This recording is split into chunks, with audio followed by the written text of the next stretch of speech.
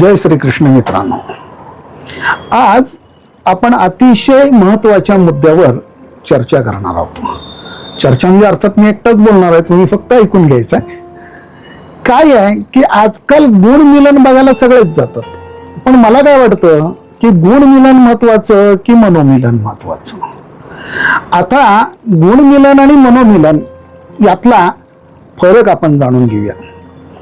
गुण मिलनामध्ये आपल्याला भविष्यात संतती होणार की नाही आणि एकंदरीत त्यांचा संसार कसा असेल हे कळेल. पण मनोमिलनाचा जर विचार केला तर गुण मिलन आणि मनोमिलन यातला फरक नेमका समजावून घ्या. गुण तुम्हाला संतती होईल का नाही हे सांगतील, गुण तुमची फिजिकल लाईफ कशी आहे ते सांगेल. पण मनोमिलनामध्ये तुमचे दोघांचे विचार कसे आहेत, ते एकमेकांना पूरक आहेत का, दोघं एकमेकांना सामावून घेतात का, हे अतिशय महत्वाचं आहे. पूर्वीच्या काळी कसं होतं की नवऱ्यानं मारलं आणि पावसानं झोडलं तर तक्रार करता येत नव्हते, कारण पूर्वीच्या काळातील स्त्रियांना माजघराच्या बाहेर प्रवेश नव्हता. पण आजची स्त्री ही इतकी आधुनिक झालेली आहे की ती पतीच्या खांद्याला खांदा लावून त्याच्याबरोबर नोकरीही करते, घरही सांभाळते आणि तिला तिचं स्वातंत्र्य आहे. जग का बदलतंय, काळ बदलतोय, त्याबरोबर आपल्याला गुणमिलनाबरोबरच मनोमिलन ही पाहावं लागेल. पण बरेचसे ज्योतिषी फक्त गुणमिलन पाहतात.